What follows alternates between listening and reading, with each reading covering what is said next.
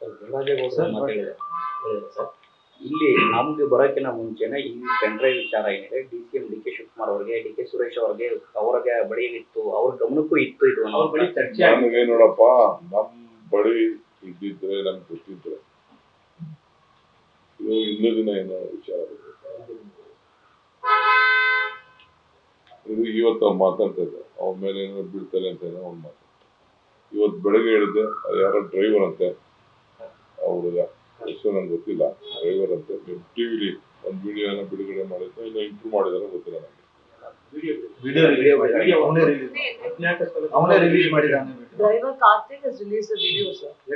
ಹೇಳಿದ್ದಾರೆ ಅವರು. ನಾವು ಯಾರು ಬಿಜೆಪಿ ಮಾಡಿದ್ದಾರೆ ಅಂತ ನನಗೆ ಫೋನಲ್ಲಿ ಹೇಳಿದ್ರು. ಬಟ್ ಆ ಪೇಪರ್ ಟಿವಿಲಿ ಬರ್ತಾ ಇದೆ, ಎಲ್ಲ ಟಿವಿಲಿ ಬರ್ತಾ ಇದೆಯಾ? ಬರ್ತಾ ಇದೆ ಅಂತ ಹೇಳಿದ್ರು. ಸೊ ನನಗೇನಾದಿತ್ತು ಅಂದ್ರೆ, ನಾವು ನಮ್ಮ ರಾಜಕೀಯದಲ್ಲಿ ನಮ್ಮ ಕಾರ್ಯಕರ್ತರು ಅದನ್ನ ಬಹಳ ಉಪಯೋಗಿಸಿದ್ರು, ಬಿಡ್ತಿದ್ರು. ಬಟ್ ನಾನಂತೂ ಇಂಥ ಚಿಲ್ಲರೆ ಕೆಲಸಕ್ಕಂತೂ ಕೈ ಹಾಕಕ್ಕೆ ಹೋಗಿ ಏನಿದು ಚುನಾವಣೆಯಲ್ಲಿ ಎದುರಿಸೋ ನಾನು ಸಿದ್ದರಾಮಯ್ಯ ಇದು ನಾನು ಯಾವತ್ತೂ ಜೋಬಲ್ಲಿ CD ಇದೆ, ಪೆನ್ ಡ್ರೈವ್ ಇದೆ, ಪೆನ್ ಡ್ರೈವ್ ಬಿಚ್ಚಿನಿ ಅಂತ ನಾನು ಯಾವತ್ತೂ ಹೇಳ್ತೇನೆ. ಇದೇ ನೋಡಪ್ಪ, ಕರೆದಿದ್ದೀನಿ ನಾನು, ಪಾಪ ಅಲ್ಲಿ ಅಸೆಂಬ್ಲಿಗೆ ಬಾ ಅಂತ ಕರೆದಿದ್ದೀನಿ. ಅದು ನಮ್ಮ ಬ್ಲಡ್, ಅದು ಬೆಂಗಳೂರು ಕೆಂಪೇಗೌಡರು, ಬೆಂಗಳೂರು ಡಿಸ್ಟಿಕ್ ಬ್ಲಡ್ ಅದು, ಅರ್ಥ ಆಯ್ತಾ? ಇವೆಲ್ಲ ಕಂಪ್ಲೀಟ್ ಎಲ್ಲ ಬೇರೆಯವ್ರ ವಿಚಾರನ ಬೇಡ. ಈಗ ವೆರಿ ಸಿಂಪಲ್ ಇಷ್ಟೇ. ಈಗ ಅವರೇ ಹೇಳಿದ್ದಾರೆ ಆಕ್ಷನ್ ತಗೋತೀವಿ ಮತ್ತೊಂದು, ಅವೆಲ್ಲ ನಾವು ಈ ಜನತಾದಳ ಸುದ್ದಿ ನಮ್ಗೇನು ಅವಶ್ಯಕತೆ ಏನಿಲ್ಲ. ರೀಚ್ ಬಾರ್ದವರು ಜನತಾದಳ ಇಲ್ಲಿ ಹೆಣ್ಮಕ್ಳ ಗೌರವದ ವಿಚಾರ.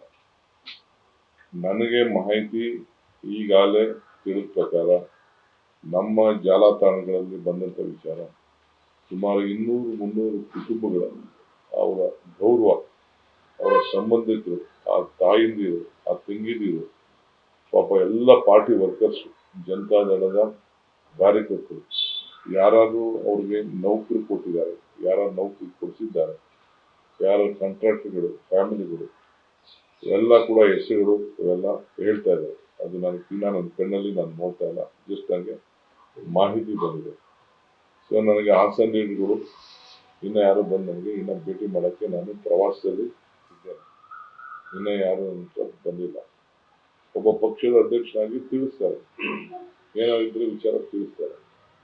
ನನ್ನ ಕ್ಯಾಂಡಿಡೇಟು ನನಗೆ ತಿಳಿಸುವಷ್ಟು ಧೈರ್ಯ ಅದನ್ನ ನನ್ನಂತ ಮಾತಾಡೋ ಧೈರ್ಯ ಇಲ್ಲ ನಮ್ಮ ಕ್ಯಾಂಡಿಡೇಟ್ಗೆ. ಅವ್ನು ಬಿಸಿ ಸ್ವಲ್ಪ ಆಗ್ತಾ ಇದೆ. ಸೊ ಹಿಂದೆ ಎಲ್ಲ ಗುಸು ನಡೀತಾ ಇದೆ.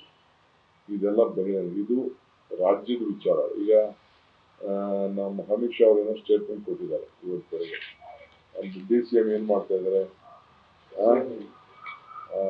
ಈಗ ಕರ್ನಾಟಕದಲ್ಲಿ ಹೆಣ್ಮಕ್ಳಿಗೆ ಜಸ್ಟಿಸೇ ಇಲ್ಲ ಅಂತ. ಅಲ್ಲ ರೀ, ಅದೆಲ್ಲ ಉಡುಪಿಲಿ ಯಾರೋ ಫೋಟೋ ಹಿಡಿದು ಅಂತ ವುಮನ್ ಕಮಿಷನ್ ಕಳಿಸ್ತೀರ. ತಿರ್ಗಾ ಅಲ್ಲಿ ಯಾವ್ದೋ ಇದು ಆಗಿರೋದಕ್ಕೆ ನಾವು ಆಕ್ಷನ್ ತಗೊಂಡಿರೋದಕ್ಕೆ ತಕ್ಷಣ COD ಮಾಡ್ತಾ ಇದೀವಿ, ಆಕ್ಷನ್ ತಗೊಂಡಿದ್ವಿ, ಎಲ್ಲ ಮಾಡ್ತಾ ಇರ್ತಾರೆ. ನೀವು ಮಾಡ್ತಿರ್ತೀರಾ, ಪ್ರೈಮ್ ಮಿನಿಸ್ಟರ್ ಮಾತಾಡ್ತಾರೆ, ನೀವು ಭೇಟಿ ಕೊಡ್ತೀವಿ, ಎಲ್ಲ ಮಾಡ್ತೀವಿ.